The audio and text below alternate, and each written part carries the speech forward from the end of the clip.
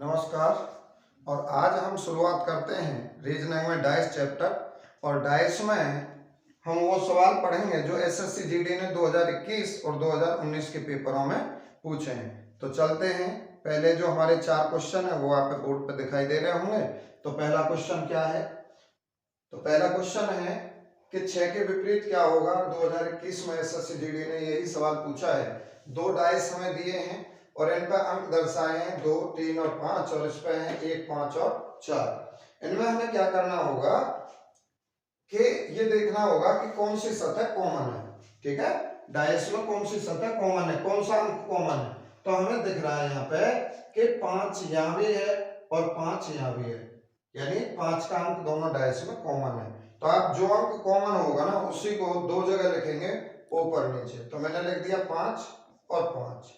अब यहां से आप क्लॉकवाइज घूमोगे, जैसे इस 5 से पहले क्लॉकवाइज घूमेंगे 3 पर पहुंचेंगे और इस 3 से क्लॉकवाइज घूमेंगे तो 2 पे। तो हम 5 के बाद इस पहले डाइस में कहां पे पहुंचे हैं? 3 पे। 3 के बाद कहां पे पहुंचे हैं भाई?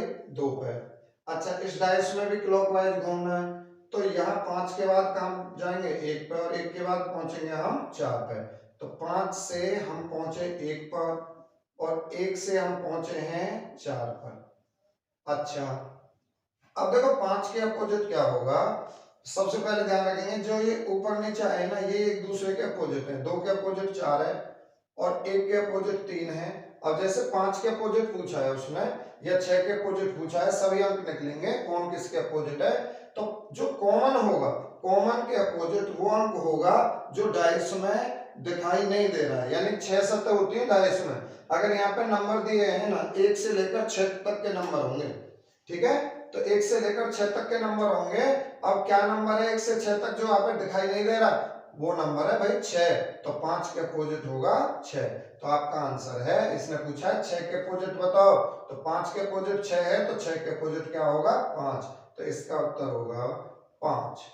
इसका उत्तर क्या होगा जी? 5। अब देखो सवाल दूसरा है आपके सामने।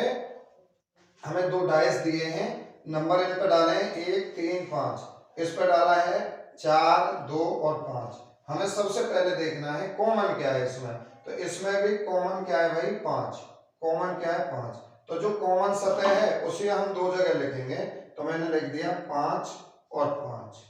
कॉमन सतह 2 जगह लिखेंगे। अब क्लॉकवाइज घूमोगे तो 5 के बाद हम कहां पहुंचेंगे? 1 पर और 1 के बाद पहुंचेंगे 3 पर। तो 5 से हम 1 पे पहुंचे और 1 से हम 3 पे पहुंचे। अब इसमें आप 5 से हम पहुंचेंगे 2 पर और 2 से कहां पहुंचेंगे? 4 पर। तो 5 के बाद 2 पर और 2 के बाद 4 पर। दोनों में हमें क्लॉकवाइज ही चलना है और अगर एंटी क्लॉकवाइज घूम रहे हैं तो दोनों में एंटी क्लॉकवाइज ही घूमना है। अब आप देखोगे ये 5 कॉमन है दोनों जगह और कॉमन के अपोजिट वो अंक होगा जो इस डाइस में हमें नहीं दिख रहा। तो इस डाइस में कौन सा अंक है भाई जो हमें नहीं दिख रहा? तो 1 से लेकर 6 तक के अंक होंगे और 6 का अंक हमें नहीं दिख रहा है। तो 5 के अपोजिट होगा 6। कॉमन के अपोजिट हमेशा वही अंक होगा जो डाइस में साइलेंट है, नहीं दिख रहा है, अदृश्य है। अब इसमें पूछा क्या है हमें? 5 के अपोजिट पूछा है। तो 5 के अपोजिट क्या है भाई? 5 के अपोजिट है हमारा 6।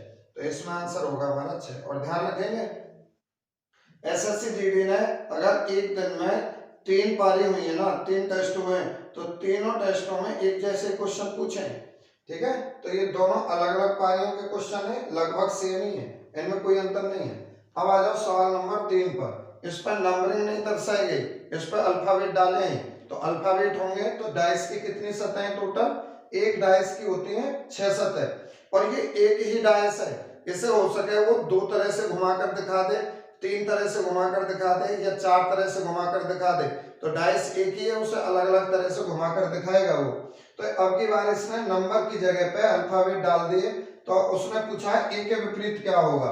तो भाई ये बताओ इनमें कॉमन सतह क्या है? तो कॉमन सतह मुझे क्या लग रही है यहाँ पे? ई भी है और यहाँ भी ई है। तो ई जो कॉमन है ना इसे आप 2 जगह लिख देंगे, ऊपर नीचे। अब ई से आप कहाँ चलेंगे? क्लॉकवाइज। ई से डी पे जाएंगे और डी से ए पे। तो ए के बाद हम कहां पहुंच रहे हैं भाई? डी पर। और डी के बाद हम कहां पहुंच रहे हैं? ए पर। ये हुआ इस डाइस का काम। अब आप आओगे ई से क्लॉकवाइज घूमोगे बी पर और बी से क्लॉकवाइज एफ पर। तो हम E से क्लॉकवाइज घूमे पहले B पर और B से क्लॉकवाइज घूमे F पर। ये एक दूसरे के अपोजिट सतह होंगे जो ऊपर नीचे आपने लिखी है। अब देखो E के अपोजिट क्या होगी, E के अपोजिट वो सतह होगी जो इस डायस में नहीं दिख रही है, यानी जो अल्फाबेट आपको नहीं दिख रहा है। तो A से लेकर F तक क्या नहीं दिख रहा भाई, तो मुझे लग रहा है यहाँ पे कि C नहीं दिख रहा। बताओ C कहीं हो तो E के अपोजिट C होगा। और इसने क्या पूछा है हमें, इसने पूछा है A के अपोजिट, तो A के अपोजिट क्या है भाई यहाँ F, तो आपका आंसर क्या होगा, F होगा। ये भी 2021 का है। अब देखो यहाँ पर हमें 3 डायस दिए हैं, यानी एक ही डायस 3 तरह से घुमा कर दिया है। जब हमें 3 डायस दे या 2 से ज्यादा डायस दे तो आप कोई से 2 डायस लें अपने चॉइस से जिनमें एक सतह कॉमन हो, ठीक है। और यहाँ पर हमें 3 के विपरीत पूछा है इसने, तो आप एक सतह कॉमन वाले कोई भी 2 डायस लें।